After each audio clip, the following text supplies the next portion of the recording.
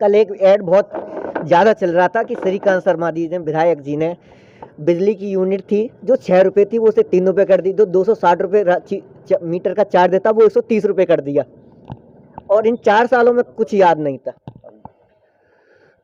श्रीकांत शर्मा जी ऊर्जा मंत्री, और आपने हमारे अध्यक्ष जी से पूछा कि बिजली बहुत आ रही है। अब वो श्रीकांत शर्मा जी ऊर्जा मंत्री होने के बाद में भी मथुरा में बिजली ना दे पाए तो उससे ज़्यादा तो घैगुड़ जी कोई बात ही नहीं हो सकती। वो बिजली की बात तो हो गई वहाँ समाप्त। अब आती है 6 रुपये यूनिट की बात। वो 6 रुपये यूनिट का आप अंदाजा लगाइए, 100 यूनिट तक 6 रुपये यूनिट है, और 100 यूनिट से 200 यूनिट तक 7 रुपये 20 पैसे यूनिट है, हो गया। और फिर उसके आगे आइए 300 यूनिट तक वो 8 रुपये 40 पैसे है, और जाते जाते स्लैब में आप 500 यूनिट तक जाएंगे तो वो 12 रुपये यूनिट तक बिजली पहुंच रही है। एक इसमें एक डिफरेंस हो रहा है, डोमेस्टिक के लिए अलग है, कॉमर्शियल के लिए अलग है। आपको मैं नॉर्मल इसकी बता रहा हूँ, हाउसिंग की, घर के लिए बता रहा हूँ मैं, डोमेस्टिक बता रहा हूँ, घर की बता रहा हूँ मैं। आप वो बताए, घर का बता रहा हूँ मैं, तो अपने पारिवारिक जो छोटे मोटे दुकानदार हैं, घर में जो व्यापारी हैं, ढकेल वाला है, खोमचे वाला है, वो भी इतने पैसे दे रहा है। उत्तर प्रदेश में पूरे भारतवर्ष से ज़्यादा महंगी बिजली है। बिजली पे ही बता रहा हूँ मैं आपको। और फिर उसके बाद में आपके उत्तर प्रदेश में ही आप कोई भी चीज़ बल्क में लेंगे वो सस्ती मिलेगी कि महंगी मिलेगी? सस्ती मिलनी चाहिए। अगर मान के चलो कोई मैं कपड़ा खरीद रहा हूँ, बल्क में लेंगे तो सस्ती मिलनी चाहिए। आज मैं 500 यूनिट बिजली फूक रहा हूँ तो मुझे महंगी क्यों मिल रही है? और वही 500 यूनिट कोई कंपनी ले रही है, उसको सस्ती दे रहे हैं। अच्छा भाई बल्क में मैं कोई बिजली ले रहा हूँ, तो मैंने 500 यूनिट फूकी, 100 यूनिट वाले को तो 6 रुपये में मिल रही है, मैंने 500 यूनिट ली, मुझको 12 रुपये यूनिट के हिसाब से पैसे क्यों दूंगा? बल्क में ही वो ले रहा है, उसको तो सस्ती मिलनी चाहिए। और सबसे पहली बात इसकी मैं बता दूं, उत्तर प्रदेश में जो सबसे महंगी बिजली है वो दूसरों को सस्ती बेच रहे हैं। अब मध्य प्रदेश में सस्ती बेच रहे हैं। यहीं से यमुना के मुद्दे पे बताना मैं चाह रहा था, अध्यक्ष जी ने बताई, इन्होंने बहुत बड़ा प्रोपोगंडा शुरू किया था सन 2012 में। यमुना सफाई और ये, और उन्होंने जो अपने पार्टी के महंत संत हैं, पार्टी के जो उनके प्रॉपर पार्टी के हैं संत उनको लेके प्रोपोगंडा शुरू किया। तो माननीय विधायक जी ने, जब यहाँ उसके लिए आंदोलन होना शुरू हुआ, तो माननीय विधायक जी ने देश के प्रधानमंत्री से, मनमोहन सिंह जी जो तत्कालीन प्रधानमंत्री देश के थे, यूपीए की चेयरपर्सन सोनिया गांधी जी से, और हमारे राष्ट्रीय अध्यक्ष उस टाइम थे राहुल जी से, सबको यहाँ के संत महंत और जितनी भी कमेटियाँ थी सबसे मुलाकात राहुल जी वगैरह सबसे कराई दिल्ली ले जाकर।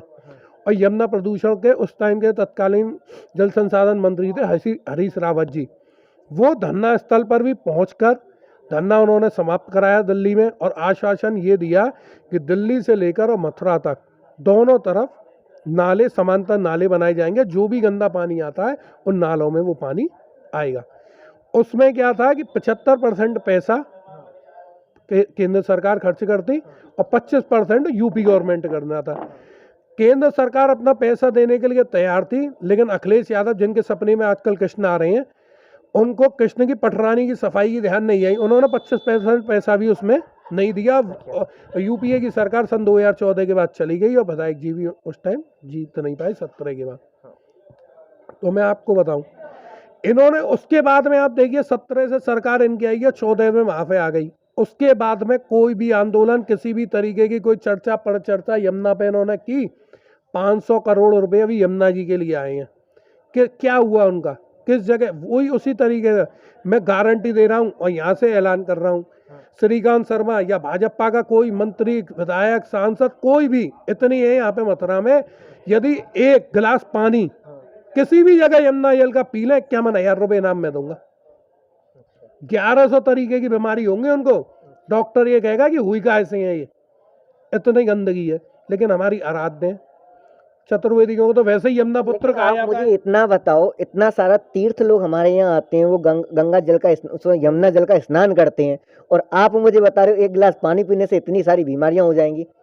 तो मंत्री के लिए क्या अलग पानी है क्या, और तीर्थ लोगों के लिए अलग पानी है? मैं बताता हूँ, आप उन्हीं का आस्था का केंद्र तो है। मैं रोज सुबह, मैं खुद यमुना ही पे दूध फूल चढ़ाता हूँ रोज, डेली सुबह। वो आस्था का केंद्र है, इसीलिए यमुना पुज रही है। और मथुरा में ही यमुना पुजती है, गंगा जी सारे घाटों पे पुजती है। और मथुरा को ये पूजन ग्रह बनाया गया है। यमुना का पान और गंगा का स्नान दोनों का बराबर है। अच्छा। लेकिन मंत्री जी का आप ये इन्होंने ये कहते हैं 19 बार था मुख्यमंत्री आई मथुरा। मैं ये पूछना चाहता हूँ कि 19 बार में कितनी बार यमुना पूजन करने आए? कुंभ का मेला भी लगाया मथुरा में। यमुना पूजन करने आए? किसी दिन घाटों का निरीक्षण किया? क्या करते हैं ये लोग? प्रधान मुख्यमंत्री आए तो भाई पर्दा वर्दा लगा दिया, दुबका दिया, गंदगी पे कपड़ा डाल दिया। जो प्रधानमंत्री अहमदाबाद में कर रहे थे, झुग्गी झोंपड़ी दुबकाने के लिए ट्रम्प आए थे, वो यहाँ पे लोकल प्रशासन करता है कि मुख्यमंत्री आता है तो कपड़ा से दुबकाते हैं। अच्छा। आपने नहीं देखा? आप कह रहे थे मैं 2500 घाट घूम के आया हूँ, सफाई है गंदगी मिली? मुझे तो गंदगी मिली। तो बस अब आप मेरे यही पास बात तो वीडियो भी है मेरे पास। हाँ, तो बस यही बात हम कह रहे हैं कि गंदगी है चारों तरफ 2500 घाट पर। और मुख्य घाट विश्राम घाट है, 12 घाट इधर है, 12 घाट इधर है, बीच में विश्राम घाट है। वहीं कुछ सफाई है, वो सफाई सरकार के पैसे से नहीं है, वो तो लोकल एरिया में लोगों ने लोकल सफाई कराई। माथुर चतुर्वेद परिषद, माथुर चतुर्वेद परिषद ने लोकल अपने कर्मचारी लगा रखे हैं अच्छा। उसमें भी। और लेकिन जो अपने निगम ने गंगा एक्शन प्लान का जो लोग हैं, गंगा एक्शन प्लान के लोग तो अपने लोकल जो भाजपा के नेता हैं उन्होंने अपने यहाँ कर्मचारी के तौर पर लगाए हुए हैं।